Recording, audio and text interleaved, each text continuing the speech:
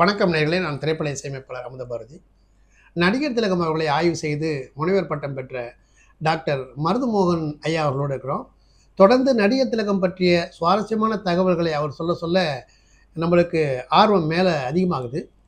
இப்போ மேலும் சில தகவல்களை, நடிகர் திலகம் பற்றிய தகவல்களை அவரிடமே கேட்டு தெரிந்து கொள்வோம். வணக்கம் ஐயா. வணக்கம். நடிகர் திலகம் பற்றி நிறைய விஷயங்கள் சொல்லிட்டு வரோம். சமகாலத்தில் கான்டெம்பரரியாக இருந்த மக்கள் திலகம் பற்றியும் போன காலம்லாம் பேசணும். நடிகர் சங்கம் இருந்துச்சு இல்லையா? இந்த நடிகர் சங்கத்தில் நிறைய கடன் இருந்ததாகவும், அந்த கடனை கேப்டன் அவர்கள் தலைமையேற்ற போது, நடிகர் சங்க தலைவராக தலைமையேற்ற போது அந்த கடன்லாம் அடைச்சாங்க.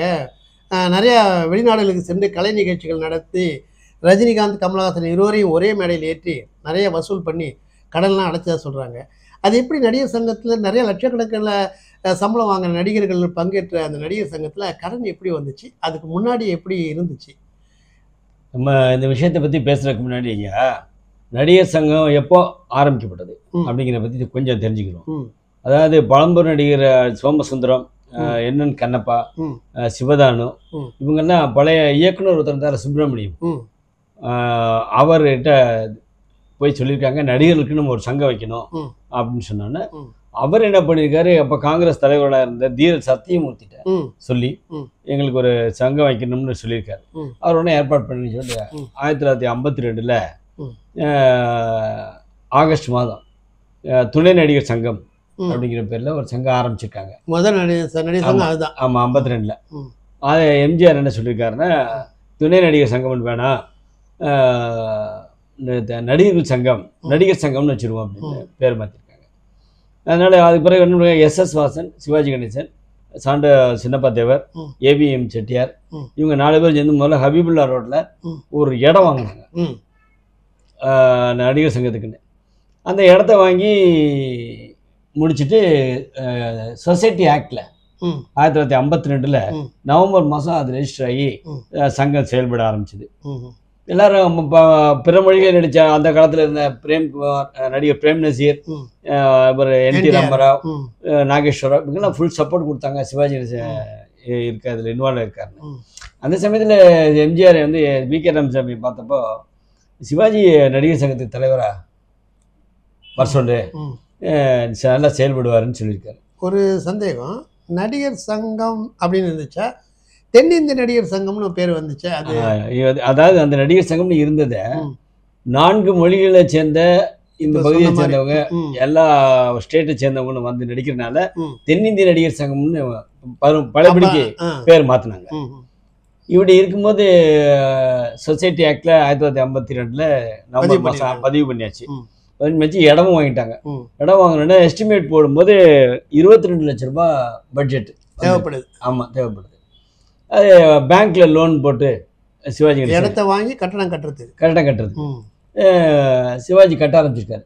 கண்டிஷன் போட்டிருக்காரு வி.கே. ராமசாமிகிட்ட, இந்த மாதிரி நான் இந்த கடனை கட்டுற வரைக்கும் நடிகர் சங்கத்துக்கு தேர்தல் நடத்தக்கூடாது, வேற யாரும் தேர்தலில் போட்டி போடவும் கூடாது, நான் தான் தலைவராக இருப்பேன், கடனை கட்டி முடிச்ச பிறகு யார் வேணாலும் தலைவராக இருக்கணும், நல்ல அபிப்பிராயம் அப்படின்னு ஒரு ஐடியா சொல்லிட்டு செயல்பட ஆரம்பிச்சிருக்காங்க. அதுக்குள்ளேயே அந்த நடிகர் சங்க கட்டடத்துக்கு நாடகத்தந்தை சங்கரதாஸ் சுவாமிகளுடைய பேர் வச்சாங்க. அப்போ உள்ள ஒரு சின்ன அரங்கம் ஒன்று கட்டினாங்க. அது சாண்டோ சின்னப்பா தேவர் அதிகமாக பங்களிப்புன்னு நினைக்கிறேன். அவர் அரங்கம்னு பேர் கட்டி வச்சாங்க. வச்சோன்னா அந்த சமயத்தில் 77 மக்கள் திலகம் முதலமைச்சர் ஆகிட்டார். முதலமைச்சரான வி.கே. ராமசாமியை அவர் போய் பார்த்து, நடிகர் சங்கத்துக்கு இந்த பேங்க் லோன் வாங்கியிருக்கோம், அது ஏதாவது அடைக்கிறதுக்கு ஏற்பாடு பண்ணுங்க தமிழ்நாடு கவர்மெண்ட். சரி, நான் ஒரு யோசனை சொல்கிறேன், கோயம்புத்தூர், திருநெல்வேலி, மதுரை, இந்த மாதிரி திருச்சி, இந்த மாதிரி இடத்துல சிவாஜி கணேசனை வச்சு நட்சத்திர கலை விழா நடத்த சொல்லுங்கள். அந்த நட்சத்திர கலை விழாவில் வரக்கூடிய பணத்தை கவர்மெண்ட்டில் நீங்கள் முதலமைச்சர் நிவாரண நிதி கொடுத்தீங்கன்னா அதுலேருந்து கடன் அடைக்கிறதுக்கு நான் ஏற்பாடு பண்ணுறேன் அப்படின்னு. அப்போ தஞ்சை வாணன் எழுதிய சாம்ராட் அசோகன் நாடகம் மற்றும் சில ஒவ்வொரு நடிகரெல்லாம் கலந்துக்கிட்ட பல்வேறு நிகழ்ச்சிகளை சிவாஜி கணேசன் தலைமையில் நடந்த 4 இடத்துல நடத்தியிருக்காங்க. 1,80 லட்ச ரூபாய் வசூலாயிருக்கு அந்த காலகட்டத்தில். ஆமாம், வசூலானது அந்த தொகையை முதலமைச்சராக இருந்த மக்கள் திலகத்தை கொண்டு போய் கொடுத்துட்டாங்க. அது செக்ரட்டரி மேஜர் சுந்தரராஜன் இருந்தார், ட்ரெஷரர் வி.கே. ராமசாமி இருந்தார். அதுபோல் 24 கமிட்டி உறுப்பினர்கள் செயல்பட்டாங்க. இடைப்பட்ட காலத்தில் நடந்த அரசியலில் மக்கள் திலத்துக்கும் நடிகர் திலத்துக்கும் சில கருத்து வேறுபாடுகள் வந்து திரைமறைவு அரசியல். ஆமாம், அதில் நடிகர் திலகம் ஏதோ மக்கள் திலகத்தை பற்றி குறைவாக பேசினதா தகவல்கள் உண்டு. அதனால எம்ஜிஆர் கொஞ்சம் அப்செட்டாக இருந்தார். அவரும் பேசியிருக்கலாம், அவங்க திருச்சி அதிகமாகவும் சொல்லியிருந்துருக்கலாம். அரசியலுக்கு அரசியலிட்டு பிரச்சனை வந்துருச்சு. இப்போ வி.கே. ராமசாமி போய் கேட்டிருக்காரு, இந்த மாதிரி 1,80,00,000 வந்திருக்கு, நீங்கள் அந்த கடனை அடைச்சிருக்கீங்க. எதுக்கு கடன் அடைக்கிற பற்றி கணேசன் கவலைப்படணும், அது வர்ற நிர்வாகிகள் பார்த்துக்கிட்டோம், அடுத்தடுத்து வர நிர்வாகி அப்படி இந்த 5 லட்சம் போதும் அப்படின்னு ஒரு 5 லட்சத்தை தமிழ்நாடு கவர்மெண்ட் சார்பாக கொடுத்துருக்காரு. 1,80,00,000 எங்கே போச்சு? அது கவர்மெண்ட்லேயே வச்சுக்கிட்டாங்க, ரிட்டர்ன் பண்ணிட்டாங்க. சிவாஜி அதில் கொஞ்சம் அப்செட் ஆகிட்டார். அப்செட் ஆகி என்ன இப்படி பண்ணுறாருன்னு அதை போய் கேட்டு வரும்போது தான் இப்படி சொல்கிறாரு, ஏன் கணேஷ் இதை பற்றி கவலைப்படுறாரு, இல்லை எலெக்ஷன் நடத்துவோம், வர்ற தலைவர்கள் வந்து அதை கடனை அடைக்கட்டுன்னு சொல்லி தான் அந்த கடன் வந்த வரலாறு இப்படி தான் இந்த நடிகர் சங்கத்துக்கு. அதுக்கப்புறம் நீங்கள் சொன்ன மாதிரி கேப்டன் வந்து நிகழ்ச்சிகள் நடத்தி. இல்லை, இது நடிகர் திலகத்துக்கு அப்புறம் எலெக்ஷன் நடந்துச்சா? இல்லை, இந்த பணத்தை வந்து எம்ஜிஆர் கொடுக்க மாட்டேன்னு சொன்னோன்னே வர்ற நிர்வாகிகள் நடத்துட்டு எலெக்ஷன் நடத்துறதுக்கு எம்ஜிஆர் ஓகே பண்ணிட்டார். சிவாஜி வந்து இப்போ நான் இப்போ போட்டி போட மாட்டேன் அப்படின்னு சொல்லிட்டு ஒதுங்கிட்டார். ஒதுங்கிட்டப்போ எஸ்.எஸ். ராஜேந்திரன் தலைவராக வந்தார் நினைக்கிறேன். இந்த பிரச்சனையில் வந்து சிவாஜி கொஞ்சம் அப்செட். நம்ம போட்ட கண்டிஷன் மாறுபட்டு போச்சே. அவர் சொல்லியிருக்காரு, இந்த மாதிரி நான் எலெக்ஷனில் போட்டி போட மாட்டேன். இது வேற ஆஃபீஸ் வேற வந்தப்போ சுந்தரராஜன் மட்டும் அங்கேயே இருந்திருக்காரு. அந்த பொறுப்புள்ள அந்த பதவியில் இருந்திருக்காரு. அவர் ஏதோ ஒரு கட்டத்தில் வந்து நடிகர் திலகத்தை வந்து அங்கே இருக்க ஆஃபீஸில் அந்த நடிகர் சங்க ஆஃபீஸில் வேலை பார்க்குற ஆளை விட்டு கட்டடத்தை நடிகர் சங்கம் ஆளை விட்டா அந்த கட்டடத்தை விட்டா நடிகர் திலகம் வெளியே போனால் நல்லதுங்கிற மாதிரி அவரை விட்டு சொல்லியிருக்காரு. அதில் ரொம்ப அப்செட் ஆகிட்டார் நடிகர் திலகம். ரொம்ப அவமானப்படுத்திட்டாங்கன்னு சொல்லிட்டு 2 விஷயத்தில் ஒன்று முடிவெடுத்தார். ஒன்று, சாகிற வரைக்கும் மேஜர் சுந்தரராஜன் முதல்ல விழிக்கக்கூடாது அப்படின்னு ஒரு முடிவு எடுத்துட்டார். கடைசி வரைக்கும் அவர் மேஜர் சுந்தரராஜனை பார்க்கவே இல்லை. சுந்தரராஜன் வந்து போர்ட்டிகளில் வந்து கடையாக கிடந்தார். எப்போ சிவாஜி இறங்குவாரோ அப்போ காலில் விழுந்து மன்னிப்பு கேட்கணும்னு. சுந்தரராஜன் இருக்காரான்னு கேட்டுட்டு நடிகர் இறங்கவே இல்லை. இப்போ இதெல்லாம் நடந்து முடிஞ்சோன்னா பிரபுவும் ராம்குமாரையும் கூப்பிட்டு, இந்த மாதிரி நடிகர் சங்க கட்டடத்துக்கு நான் இறந்து போன பிறகு என்னுடைய பாடியை கொண்டு போயிடாதீங்க, அந்த வளாகத்தெல்லாம் கொண்டு போகாதீங்க, நான் இறந்த பிறகு கூட அந்த சங்கத்துக்கு கட்டடத்துக்குள்ள நான் நுழைய மாட்டேன் அப்படின்னு சொல்லி முடிவெடுத்திருக்காரு. அதனால தான் இவங்க வந்து அவர் இறந்தவுடனே ராம்குமாரும் பிரபுவும் அந்த பாடியை அங்கே கொண்டு போக வைக்கல. அப்போ கேப்டன் தான் தலைவராக இருந்தார். நிறைய பெரிய ஊர்வலம்லாம் நடத்தி கொண்டு போனாங்கல்ல நடிகர் திலகத்தை. ஆனால் அங்கே போகல, அங்கே போகல. வீட்டிலேருந்தே பெசன்ட் நகர் சுடுகாட்டுக்கு நடிகர் சங்கத்துலேயும் யாரும் அதை மீறணும்னு கேட்கல. அதுக்கு எல்லா பேத்துக்கும் அரசியல் புரசலாக தெரிஞ்சுக்கோங்க. இது இந்த எலெக்ஷன் டைம்னு வேற. அப்புறம் மேஜர் சுந்தரராஜனும் நடிகர் திலகம் நிறைய படங்கள் நடிச்சிருக்காங்களே, அதுக்கப்புறம் இதாகிடுச்சா? இல்லை, அவர் பேசாமல் தான் இருந்தார். கொஞ்சம் படத்தில் நடிக்கும்போது எதிர்பார்ப்ப. இப்போ நீங்கள் பார்த்தீங்கன்னா இப்போ உயர்ந்த மனிதனில் அசோகனுக்கும் சிவாஜிக்கும் பிடிக்கல. அது இப்போ ஆனால் சிவாஜி என்ன பண்ணியிருக்காரு, அந்த டாக்டர் வேஷத்தில் வந்து குடிச்சிட்டு வந்து பேசுகிறார்ல அசோகன், அந்த காட்சியில் சிவாஜி பார்த்துட்டே இருந்தவர் என்ன சொல்லியிருக்காரு, சரவணனை கூப்பிட்டு, இந்த அவர் நடிக்கிறது சரியா இல்லை சரவணன், நான் நடிச்சு காட்டுறேன், அதை பார்த்து நடிக்க சொல்லி கொடுத்துருக்காரு. இப்போ எப்பவுமே படம் எடுக்கும்போது அதை எதுவுமே பண்ண முடியாது. எம்ஜிஆர் தான் சில பேர்த்துல கருத்து வேறுபாடு வந்துட்டா அவங்க அதனுடைய படத்தில் இருக்க வேண்டாம்னு நினைப்பாரு, சொல்லிடுவார். அவங்களும் படம் எடுக்கிற எம்ஜிஆர் வச்சு படம் எடுக்கிறவங்க அதை தவற செய்ய மாட்டாங்க. ஆனால் சிவாஜி வீட்டில் ரிட்டையர் ஆன பிறகு அசோகனுடைய பையன் வந்து பிரபுட்டு தான் நினைக்கிறேன், அப்பாவை நான் பார்க்கணும் அப்படின்ட்டு வந்து போய், அப்பா அந்த மாதிரி அசோகன் பையன் உங்களை பார்க்கணுங்கிறார். நீ எதுக்கடா பார்க்கணும், அவங்க அப்பாவுக்கும் எனக்கும் பிடிக்காது, நான் பேசுகிறதே இல்லை, எதுக்கு இந்த பையன் என்னை பார்க்கணுங்கிறான் அப்படின்னு. இல்லைப்பா என்னன்னு தெரியலப்பா உங்களை பார்க்கணுங்கிறாரு. சரி வர சொல்லு அப்படின்னு வேண்டாம் அவரை சொல்லியிருக்காரு. அந்த பையன் வந்தவுடனே அவரும் நடிகர், இப்போ கூட ஒரு படத்தில் நடித்தார். வந்தவுடனே சிவாஜி, என்னப்பா நல்லா இருக்கியா, ஆமாம் உங்கள் வீட்டில் உன் கூட பிறந்த ஒரு பையன் மென்டலி ரிட்டார்டடாக இருந்தானே, மனமலர்ச்சி குன்றி இருந்தாங்க. அவனை பார்த்துக்கிறதுக்காகவே உங்கள் அத்தை கல்யாணம் பண்ணாமல் காலம் முறை இருந்தாங்களே. அப்போ அவங்க 2 பேரும் சௌக்கியமாக இருந்தாங்கன்னா இந்த பையன் அசோகன் பையன் உடஞ்சி அழுதுட்டானா. என்னடா எந்த விஷயத்துல டீப்பாக போயிருக்காரு. ஆமாம், என்ன ஞாபகம் வச்சு கேட்குறாரு அப்படின்னு.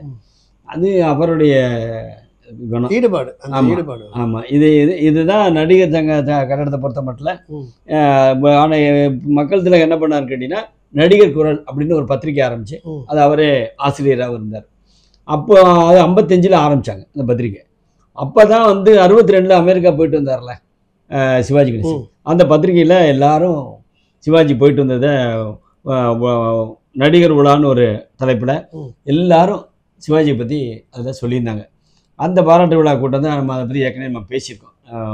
வழி அனுப்புறதுக்கும் எம்ஜிஆர் போயிருக்காரு, திரும்ப ரிசீவ் பண்ணுறதுக்கு முன்னாடி இந்த பத்திரிகையில் நடிகர் சங்கம் சார்பாக நடக்கிற இந்த நடிகர் குரலுங்கிற பத்திரிகையில் கட்டுரைகள் எக்கச்சக்கமாக சிவாஜியுடைய அமெரிக்கா சுற்றுப்பயணத்தை பற்றி நிறைய கட்டுரைகள் இருந்துச்சு. எம்ஜிஆரும் இதுக்கு எல்லாரும் இருக்காங்க. அதை பிஆர் பந்துலு எல்லாரும், நீலகண்டன், பீம் சிங் எல்லாருமே இருக்காங்க. சிவாஜி பற்றி ஒரு கருத்து சொல்கிறது. அது இதுதான் அந்த நடிகர் சங்கத்துக்கும் இந்த மக்கள் திலகம் மற்றும் நடிகர் திலகம் இவங்க ஈடுபாடு. அதில் வந்து எப்படி கடன் வந்துச்சு, அதை இவர் எனது கலைப்பயணம் அப்படின்னு ஒரு புத்தகம் எழுதியிருக்காரு நடிகர் வி.கே. ராமசாமி. அந்த புக்கெட்டு படிச்சிங்கன்னா ஏன் இந்த மாதிரி தன்னுடைய நிலையிலேருந்து மாறினார் முதல்வர் எம்ஜிஆருங்கிறது எனக்கு கடைசி வரைக்கும் தெரியல. நான் போய் பார்த்து சொன்னேன். அவர் வந்து அதான் பின்னாடி வர தலைவர் பார்த்துக்குருவாங்க, கவலைப்படாமல் இருக்கு சொல்லுங்க கணேசன் சொல்லி அனுப்பிச்சிட்டாரான். அதில் சிவாஜி ரொம்ப அப்செட் ஆகி விட்டார். அந்த கடன் அப்படி தங்கி போச்சு. அந்த கடன் தான் மல்டிப்ளை ஆகி நிற்கும் போது விஜயகாந்த் உள்ளே வந்து விஜயகாந்த் கூப்பிட்டனால தான் சூப்பர் ஸ்டாரும் கமலஹாசனும் வந்தாங்க. வேற ஆள்லாம் வந்து மாட்டாங்க. நல்லா நடத்தி முடிச்சதா சொன்னாங்க. கூட்டிகிட்டு போன நடிகைகளுக்கு பாதுகாப்பா. ஸோ இதுதான் நடிகர் சங்கத்துக்கும் இந்த இரு திலகங்களுக்கும் உள்ள தொடர்பு. அதை இந்த நேரத்தில் அவங்கள பற்றி தான் பேசிட்டு இருக்கணுமே, நடிகர் திலகமும் மக்கள் திலகமும். அதில் இந்த நடிகர் சங்கம் தொடர்பாக அவங்க 2 பேருக்கும் என்ன இருந்துச்சு, என்ன நடந்துச்சுங்கிறத நடிகர் திலகம் நடித்த சில படங்களை ரொம்ப வியந்து தனிமையிலையும் மக்கள் திலகம் பார்த்துருக்காருன்னு நீங்களும் சொல்லி கேள்விப்பட்டிருக்கோம். மக்கள் திலகம் வந்து நடித்த படத்தை நடிகர் திலகம் ஏதாவது வியந்து பார்த்துருக்காரு? அதுக்கு வாய்ப்பு இருந்திருக்கா, டைம் இருந்துச்சா? இல்லை, பார்த்துருக்காரு. பல படங்களை பார்த்துட்டு அந்த இதில் தான் வந்து இந்த திருடாது படத்துல எல்லாம் பேண்ட் ஷர்ட் போட்டு எம்ஜிஆர் சிவில் ட்ரெஸ் இருப்பாரு, ராஜ ட்ரெஸ்லாம் மாறி. அப்போ சிவாஜி சும்மா கேலி பண்ணி பேசிக்கிறேன்னே, நீங்கள் அந்த ராஜ ட்ரெஸ் போடுங்கண்ணே, அப்போ தானே இங்கேருந்து அங்கே தாவறதுக்கு இதுக்கெல்லாம் சரியா இருக்கும் சொல்லி சிரிச்சிருக்காரு. அது கொஞ்சம் எம்ஜிஆர் ஊண்டிங்காச்சு அப்படின்னு இவர் அரங்கநாயகனுடைய புக்கில் எழுதியிருக்காரு. என்ன எழுதியிருக்காரு? இப்படி பாருங்க சார், சொன்னது பாருங்க தம்பி கணேசனை பாருங்க என்னைய கேலி பண்ணி பண்ணுறாரு அப்படின்னு சொல்லி வேறு சில கருத்துக்கள்லாம் இருக்கு. அது நம்ம விரிவாக பேச வேண்டிய அவசியம் இல்லை. என்கிட்ட 2 பேருமே இல்லை. ஆமாம், 2 பேரும் இல்லை.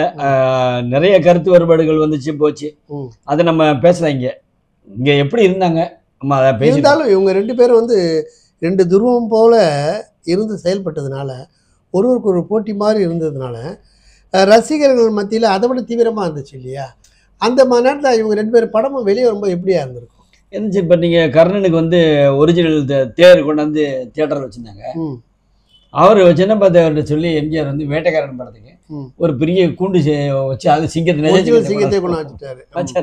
இந்த போட்டிகள் இருந்துச்சு. இதெல்லாம் பிஸ்னஸ் ஸ்ட்ராட்டஜி இருந்துச்சு. அதனால இதெல்லாம் நம்ம அவனை டீப்பாக போகவே. ஆனால் அவ்வளோ போட்டி இருக்க நல்லது தாயா. திரையுலகம் அந்த போட்டியில் கூட்டம் அலைமோதி திரை உலகத்துக்கு ஒரு மிகப்பெரிய வியாபாரம் நடந்திருக்கு. ஆமாம், திரையுலகத்தில் நல்லா திரை உலகத்தில் வந்து இந்த கேட் கீப்பர்லேருந்து கடைசியில் இருக்கிற வாட்ச்மேன் வரைக்கும் எல்லாருமே, வாட்ச்மேன் கேட் கீப்பர் ஒன்று தானே, கடைசி நிலை ஊழியர் வரைக்கும் பெரிய நிலையான சம்பளம் வாங்கிட்டு இருந்தாங்கன்னா இந்த 2 திலகங்களுடைய படங்கள் தொடர்ந்து வந்தனால தான். அதுக்கப்புறம் வந்துட்டாங்க ஜெமினி கணேசன், SSR, ஜெய்சங்கர், இவங்க படங்கள்லாம் சேர்ந்து வந்துகிட்டே இருந்துச்சு.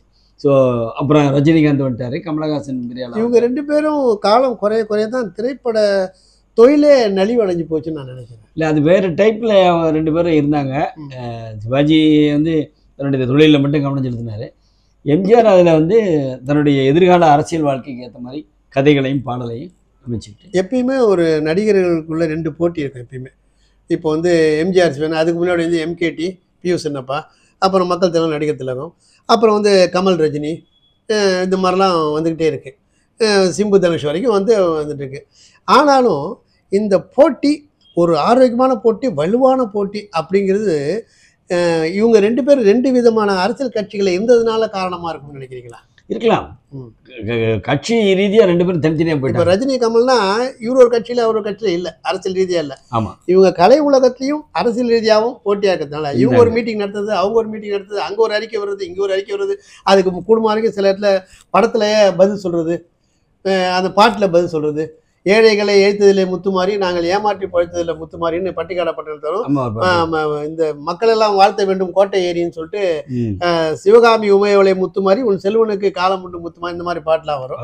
அதே மாதிரி அவர் வந்து அண்ணா அண்ணான்னு சொல்லிட்டு அண்ணனவன் அவருக்கும் திமுகவுக்கும் பிரச்சனை வந்துன்னா அங்கே சிரிப்பவர்கள் சிரிக்கட்டும், அது ஆணவ சிரிப்பு. இங்கே நீ சிரிக்கும் முன் சிரிப்போ ஆனந்த சிரிப்பு. நல்ல தீர்ப்பை உலகம் சொல்லும் நாள் வரை அன்று சிரிப்பது யார் அழுவது யார் தெரியும் அப்போதுன்னு அவர் ஒரு கருத்து. இந்த பிரச்சனைகள் இருந்துச்சியா, அதில் நம்ம வந்து போக வேண்டிய அவசியம் இல்லைன்னு நினைக்கிறேன். இவங்க 2 பேருடைய கலைப்பணிகள் மற்ற விஷயங்கள் எல்லாமே உலகத்துக்கு நம்ம ஏற்கனவே நம்ம சொல்லிட்டோம். 2 பேருடைய சிவாஜி வீட்டில் என்ன ஃபங்க்ஷன் நடந்தாலும் சரி எம்ஜிஆர் வந்துடுவார் இந்த காலகட்டத்திலையும். ஆமாம், என்ன கட்டத்தில் சிவாஜியோடைய அண்ணன் அம்மா இறந்த உடனே சிவாஜி எம்ஜிஆர் போய் அங்கே இருந்து எம்மா பக்கத்திலே இருந்து பார்த்துட்டு வந்தார். அந்த மாதிரி சில விஷயங்கள்லாம் நடந்துச்சு. எம்ஜிஆர் சிவாஜி 2 பேரோட தாயார்ல யாரோட தாயார் முதல்ல இருந்தாங்க? எம்ஜிஆரோட தாயார். அப்போ சிவாஜியும் போயிருப்பார். ஆமாம், அது என்ன, அது கூட அவங்க சாப்பாடுலாம் போட்டிருக்காங்க. இல்லை, ஒரு சில புத்தகங்களை சொல்கிறாங்க வரட்டும் தம்பி கணேசன் வரட்டும் அப்புறம் சாப்பிடலாம்னு சொல்லியிருக்காங்க. எம்ஜிஆர் பசிக்குமான்னு சொன்ன பிற்பாடு கூட சொந்த மகனோட பசியும் தக்க வச்சுட்டு கணேசன் வரட்டும் சொன்னாலும் அவன் பாசம் இருந்திருக்கு. ஆமாம், அப்போ மற்ற விஷயங்கள் நம்ம பேசிட்டோம். ஏற்கனவே மிருதங்க சக்கரவர்த்தி பார்த்துட்டு என்ன சொன்னார் அப்படின்லாம் சொல்லியிருக்கோம். அப்புறம் பிரான்ஸ் நாட்டிலேருந்து வந்த கலாச்சார குழுவினருக்கு போர்டு தமிழ்நாடு கலாச்சார அந்த தில்லானா மோனம்பளை காட்ட சொல்லியிருக்காரு. சிவாஜியோட நடிப்பை பொறுத்த மட்டும் எம்ஜிஆருக்கு பெரும் வியப்பு, சந்தோஷம், பெரும். ஏன்னா சின்ன பிள்ளையிலேருந்து பார்த்துருக்காங்கல்ல. இவர் வேற எவனோ ஒரு புது ஆள் வந்து சாதிக்கிறத விட நம்ம கூடவே இருந்தவன் சாதிச்சிருக்காங்க போது அது ஒரு இனிமையாக தானே இருக்கும். அப்போ அது கூட சொல்லுவாங்க, ஒரு ஃபங்க்ஷனில் யாரோ மேடையில் வந்துட்டு இருந்தாங்களா, எம்ஜிஆர் வந்து கணேசா நீ நடிக்கிறது நிப்பாட்டினால தான் இவங்கெல்லாம் சினிப்பில் தர்றாங்க, தப்பாக சொல்லாதீங்கண்ணே, நீங்க தான் முதல்ல இடம் கொடுத்தீங்க, நீங்க தான் முதல்ல சிஎம். ஆமா ஆமா, எல்லாம் வந்தாங்க, எனக்கு போட்டி இல்லை அப்படின்னு சொன்னா அந்த படம் இருக்கு, நம்மகிட்ட இருக்கு. அவங்க என்ன பேசினாங்கிறத அவங்க சொல்லியிருக்காங்க, நம்ம சொல்லலை. இதுதான் நடந்துச்சு. ஆமா, இந்த அளவில் வந்து நடிகர் திலகம், மக்கள் திலகம் இவருடைய அந்த கான்டெம்பரரி நடிப்பு போட்டி, அதை தாண்டி அரசியல் ரீதியான விஷயங்களை தாண்டி இவங்க 2 பேரோட பங்களிப்பு நடிகர் சங்கத்தில் என்ன இருந்துச்சு அப்படிங்கிறதையும் நீங்கள் ஆராய்ச்சி மூலம் நிறைய விஷயங்களை கண்டறிஞ்சு சொல்லியிருக்கீங்க. இது வந்து மக்களுக்கு ஒரு புது தகவலாக இருக்கும். மீண்டும் இது போகிற வேற ஒரு தகவல் உங்களிடம் கிடைக்கும் வரை உங்களிடம் தற்காலிகமாக விடைபெறுகிறேன். நன்றி, வணக்கம். நன்றி.